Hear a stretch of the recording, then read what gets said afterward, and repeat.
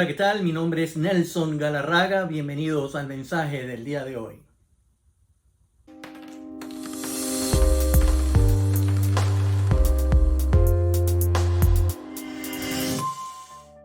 ¿Cómo llevarnos bien con las demás personas? Es el tema del día de hoy.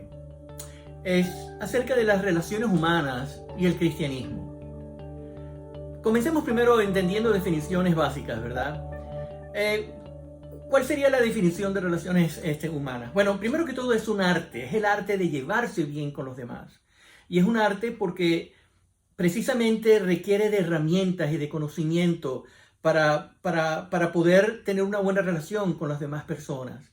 Es como el pintor que necesita buenas herramientas, buenas brochas, buenas pinturas, un buen canvas para poder proyectar su creatividad sobre ese canvas. Entonces necesita de esos instrumentos y para poder tener relaciones con otras personas tenemos que tener unas herramientas para poder desarrollarnos bien los unos con los otros. Pero al mismo tiempo también es una ciencia, es la ciencia que estudia la conducta de los seres humanos y cómo comprenderlos. Es decir, cada uno de nosotros somos diferentes en temperamento. Existen diferentes temperamentos y esto se puede medir científicamente. Es algo que es mucho más, superficial, ¿verdad? Porque está hablando acerca del conocimiento del ser humano, es muy humanista, pero hay muchas verdades detrás de todo eso, de esa ciencia y de estudiar la condición humana. Así que es válida. La definición no es solamente algo de arte y de ciencia. La definición podría terminar de esta manera. Las relaciones humanas son el conjunto de normas, de principios y de técnicas que las personas pueden establecer con respecto a otras personas, mejores relaciones entre sí. Es decir, de nuevo, son normas, son principios y son técnicas. Y para eso hay que tener un conocimiento, hay que basarse en algo. Pero se trata del grado más allá de esas relaciones humanas de normas y de principios y de técnicas. Realmente se trata del grado de aceptación, de simpatía, de madurez que reflejamos hacia las demás personas. Y sin duda alguna, un aspecto muy importante dentro de la organización, tanto familiar como empresarial como estatal. Los tres principios de la sociedad: la familia, la empresa y el Estado. Entonces, ¿cuántos tipos de relaciones humanas existen? ¿Cuáles son las más comunes que conocemos? Bueno, existen las relaciones íntimas, por ejemplo, las relaciones afectivas. Esas son las relaciones amorosas.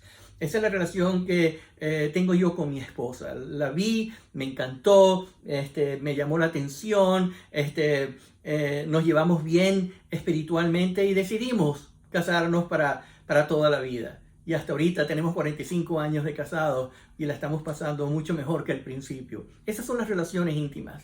Pero también hay relaciones familiares. Son las relaciones que vienen alrededor de ese matrimonio. Los padres, el suegro, la suegra, los hijos, ¿verdad? La familia que está alrededor de nosotros. Y aquí a veces las relaciones familiares no van a ser buenas por completo. Siempre van a haber adversarios, siempre va a haber algún choque, algún conflicto.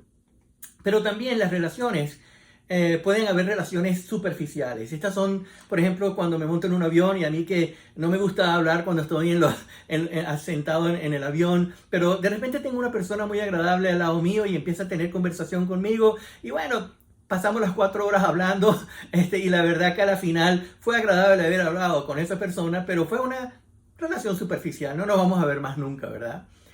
También existen relaciones circunstanciales, son aquellas que, por ejemplo, si yo tengo en mi trabajo, he estado 15 años trabajando en una empresa o en algún lugar, y resulta que la persona que está al lado mío, lo único que hemos realmente llegado a una relación ha sido simplemente: hola, buenos días, ¿cómo estás? ¿Cómo está tu familia? Bien, gracias, ¿y la tuya? ¿Todo bien? Pues es circunstancial. ¿Por qué? Porque no hemos establecido una relación profunda. También existen las relaciones de rivalidad. Estas son las mucho más complejas, ¿verdad? Porque esta sería como la historia de Romeo y Julieta. Dos familias que se odiaban, pero sin embargo, dos personas, una de cada familia, lograron enamorarse y trataron de hacer una vida, y ya sabemos que fue una historia muy trágica. Las relaciones de rivalidad no son muy bellas que digamos. Pero todo comenzó desde el principio de la creación. Esto tiene un principio muy importante. Entonces, ¿qué nos dice la Biblia acerca de relaciones humanas? Primero que todo, en síntesis, las relaciones humanas son la forma de cómo nos tratamos los unos con los otros. Es la forma de cómo tratamos a los demás y cómo los demás nos tratan a nosotros. Esa es la síntesis de todo esto. Y aquí podemos aplicar, por supuesto, entonces la regla de oro que está escrito en Mateo 7:12, que dice: así que todas las cosas que queráis que los hombres hagan con vosotros, así también haced vosotros con ellos, pues esta es la ley de los profetas. Esta es la forma de tratarse el uno con el otro. Este es el concepto bíblico. Pero aunque es simple el concepto, aplicarlo es bien complejo por nuestra condición humana, por nuestra condición de rivalidad, de pleitos, de el ego grande que podemos tener nosotros. Y es lo que nos cuesta tener relaciones con otras personas. Entonces, ¿qué nos enseña Jesús sobre estas relaciones humanas? Jesús dijo una vez que el segundo y más grande mandamiento era: amarás a tu prójimo como a ti mismo. Está en Mateo 22:39. Jesús incluso dijo algo muy importante. Él dijo: amar a vuestros enemigos, en Mateo 5:44. Imagínense, ¿qué habrán sentido los judíos cuando Jesús le está diciendo que tenían que amar al imperio romano? Que lo tenía bajo el yugo de ser una sociedad de segunda clase, ciudadanos de segunda clase, en el cual le quitaban los impuestos en una forma exagerada. Los judíos veían a los romanos como sus enemigos. Y aquí Jesús le está diciendo: ama a vuestros enemigos.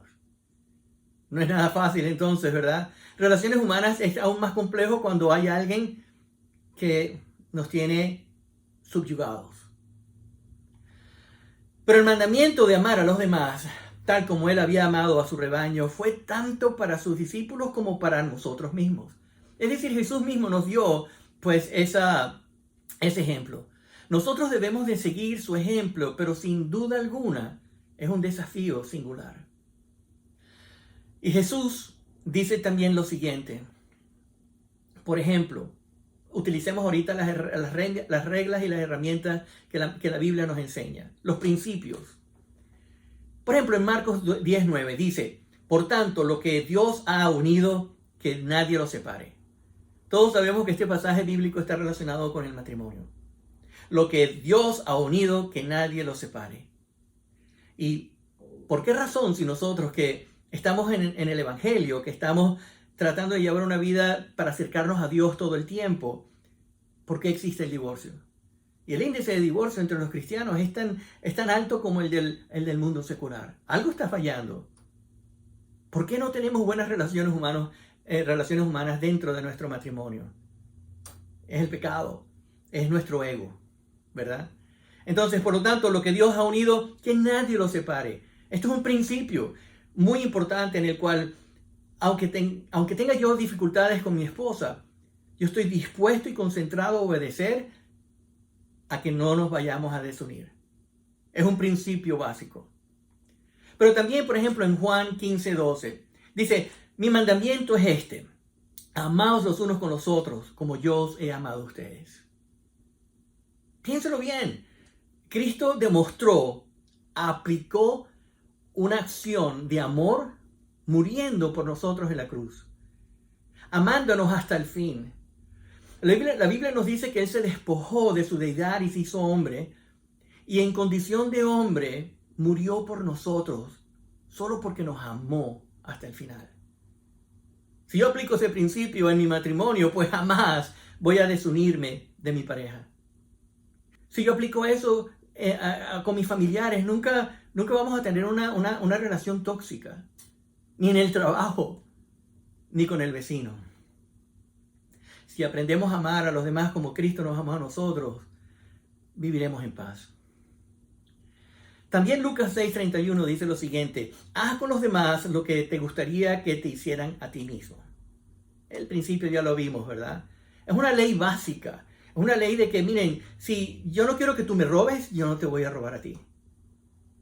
Si yo no quiero robarte tu esposa, yo no quiero que tú robes mi esposa. Es un principio básico y elemental, sencillo, pero con fuerza, de no causar mal ni dolor a otras personas. En 1 Corintios también dice, en el capítulo 16, versículo 14, dice, hazlo todo con amor.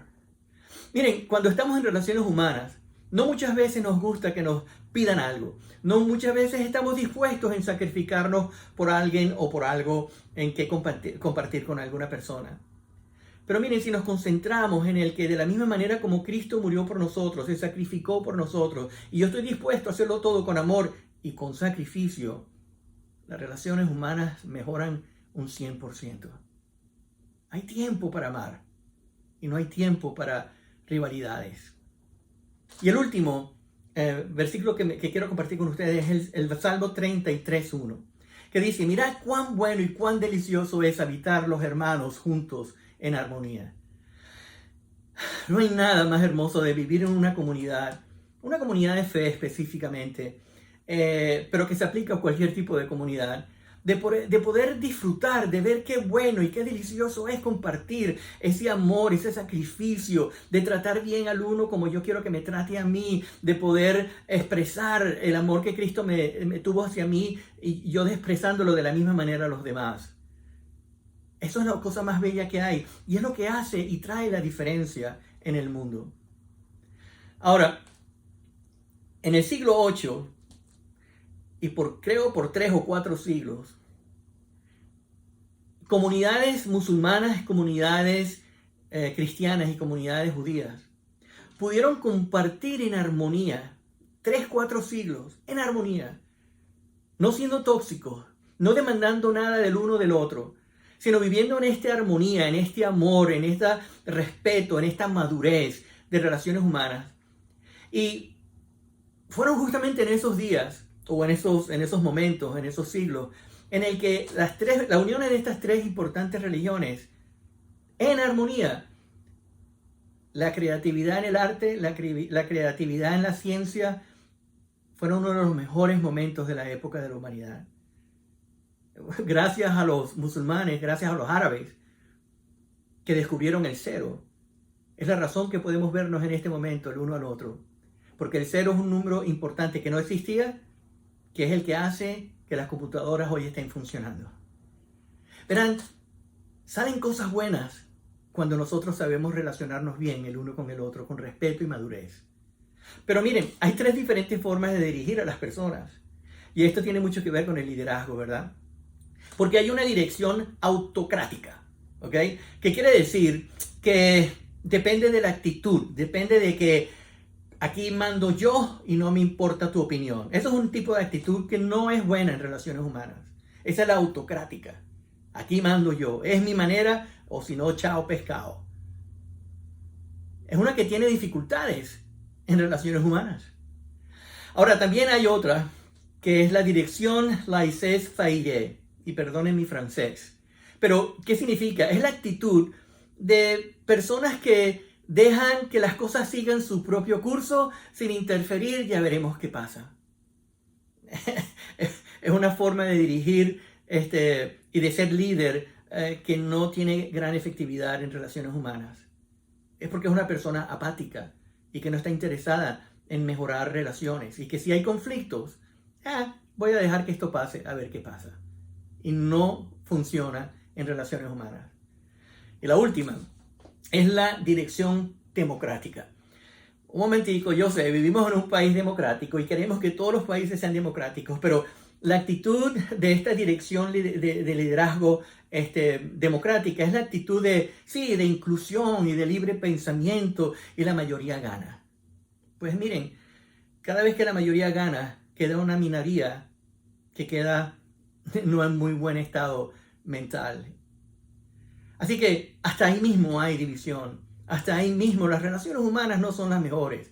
Aunque en democracia se trata de hacer justicia hacia los pobres, pero en realidad siguen siendo minoría. Y eso trae un problema para la sociedad. Cristo tiene la respuesta para todos estos males. Los pasos para tener buenas relaciones humanas están basadas en buscar la madurez, una madurez espiritual, una madurez mental, una madurez en la que ya no seamos niños peleones, que ya no tengamos que estar viendo y luchando para yo estar sobre ti y de ganar algo de ti. No, hay que ser maduros en el sentido de que si queremos tener buenas relaciones humanas, yo estoy dispuesto a servir. Yo estoy dispuesto a servirte a ti. Porque de la manera que yo lo haga, yo sé que después, yo sé que tú me vas a servir a mí. Hay que ser maduros. No hay que ser como un niño que está buscando solamente su interés personal. Al mismo tiempo, hay que procurar una buena educación espiritual. Y yo creo que aquí es donde vienen todas las dificultades dentro del mundo religioso o espiritual. Porque nosotros podemos tener conocimiento bíblico, pero el hecho de que tengamos información que es valiosa, si no la aplicamos, de nada nos sirve el concepto. De nada nos sirven los principios. De nada nos sirven las normas. Porque hace falta educación espiritual para lograr ser maduro en esta vida. Y por eso tenemos dificultades. El otro punto que quiero compartir es que hay que disponer la voluntad personal. Es decir, yo tengo que esforzarme, yo tengo que ser intencional en querer tener buenas relaciones con los demás. Yo tengo que ser intencional en oír a las demás personas. Yo tengo que tener una voluntad personal de entender de que no todos pensamos igual y que tenemos que aceptarnos el uno al otro. Eso nos lleva a través de esa educación espiritual, es decir, por la palabra, a obtener una madurez mucho más óptima en relaciones humanas. Pero por supuesto, yo creo que tal vez el mal de todos los males en relaciones humanas es que tenemos que aprender a dominar el ego, el yo personal. Ese monstruo que nos persigue para causar problemas, discusiones, pleitos y disensiones en relaciones humanas. El ego hay que tratarlo tratando de ser más humildes todo el tiempo. Porque de manera de que vamos creciendo o estamos aprendiendo a crecer, a ser humildes, pues nuestra voluntad, con nuestra definitiva voluntad de que lo quiero hacer y con la educación espiritual del conocimiento de la palabra, voy a ir aumentando mi madurez, mi capacidad de ser maduro. Por eso, desarrolle características y cualidades de un buen líder. Hay que desarrollarlas. ¿Cuáles son? Bueno, esas características y esas cualidades, me refiero de esposo, de esposa, de padre, de madre, de hijo, de hija, de gerente, de subalterno, de presidente, de ciudadano. Verán, si logramos entender esto bien, es importantísimo entender que tenemos que tener autodominio. Tenemos que tener dominio propio, como la palabra nos dice.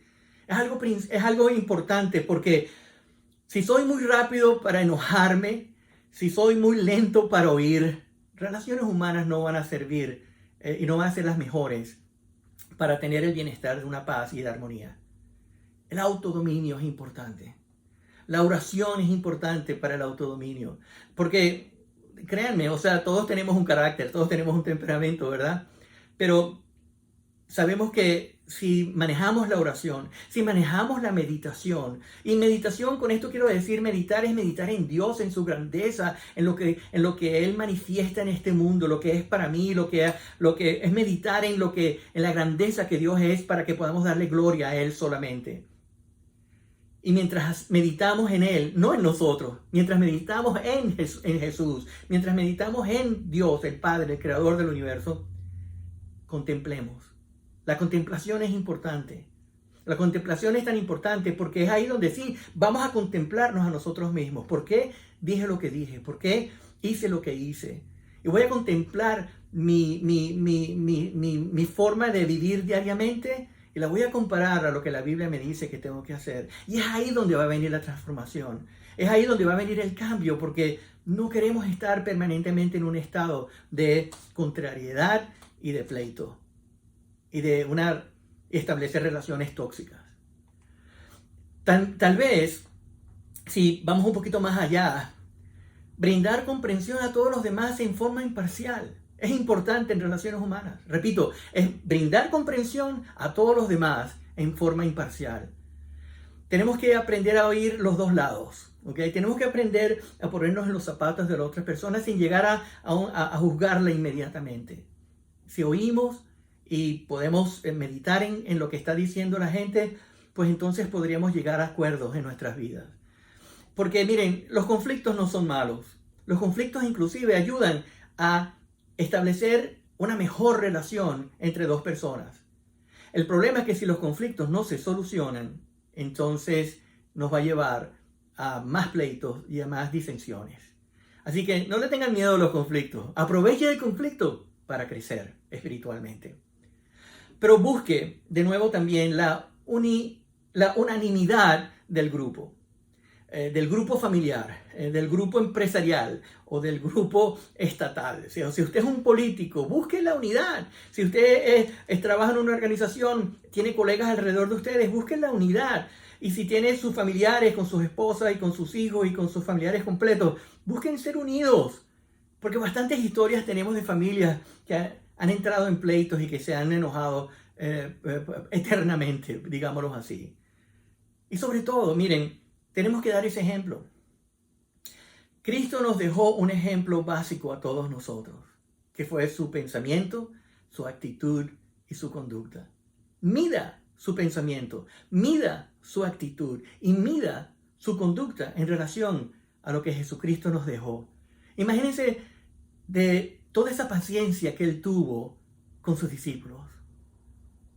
Lo negaron, lo traicionaron, lo dejaron solo. Y sin embargo Jesús murió en la cruz por cada uno de ellos, de la misma manera como murió por ti y murió por mí. Da el ejemplo para que los demás te sigan como líder. Y de nuevo, hay que desarrollar una actitud de respeto al ser humano. No podemos amar, escuchen bien esto, no podemos amar si no respetamos a la otra persona. Y respeto en el hebreo significa honrar. Honre a la persona que está al lado suyo. No tiene que exagerar las palabras. Tiene que ser sincero al honrar lo que la otra persona hace. Lo que hace por ti, lo que hace por la sociedad, lo que hace por tu iglesia. Honra a tu esposa. Elévala. Hazla sentir bien. Porque esa es la base de relaciones humanas. Sin respeto va a ser imposible amar. Yo puedo decir que te amo con todo mi corazón, pero si te falta el respeto, es una manifestación de que no te amo. Y sobre todo también, no nos olvidemos que tenemos que respetar la posición de cada uno. Todos somos diferentes. Pablo en 1 Corintios nos dice que tratemos de estar en un mismo pensamiento, unánimes, unidos. ¿Okay? Pero hay que entender algo. Para estar unidos, no necesariamente es que tenemos que pensar de la misma manera. Al contrario, lo que Pablo estaba tratando de decir es que aún en sus diferencias y en la forma diferente que forman o que piensan, hay posibilidad de unidad. ¿Por qué? Porque vamos a respetar cada uno de las posiciones de mis colegas, de mi familia y de mi esposa o del esposo.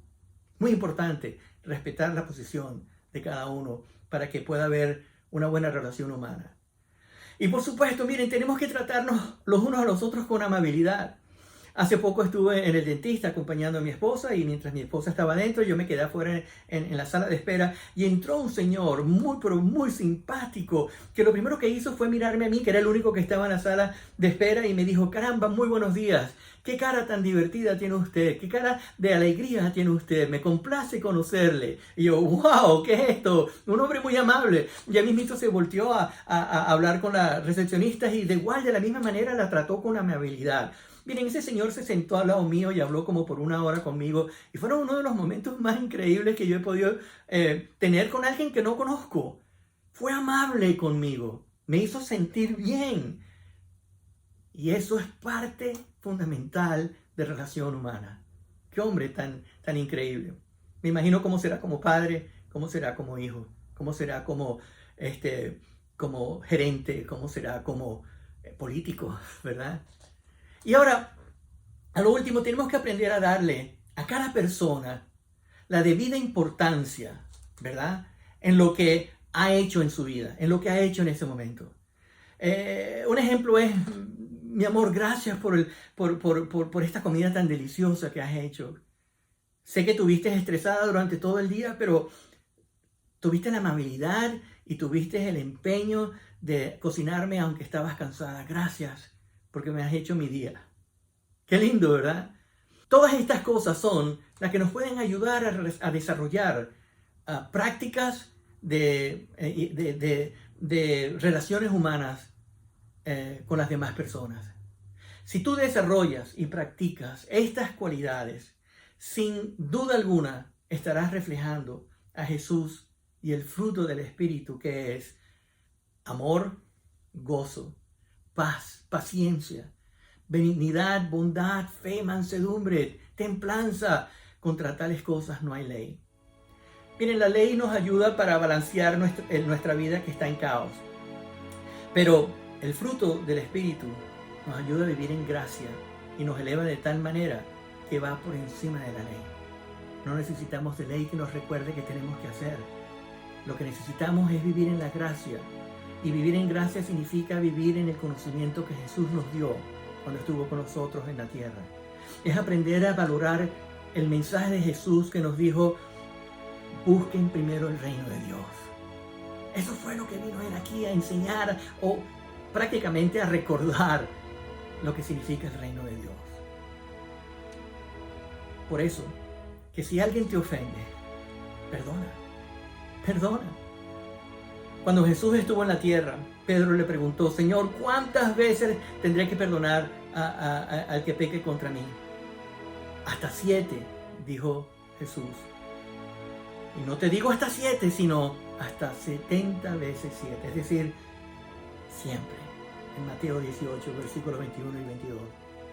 Verán, cuando ofrecemos libremente el perdón a los otros, podemos tener la certeza de vivir en paz, y el perdón alivia nuestra alma.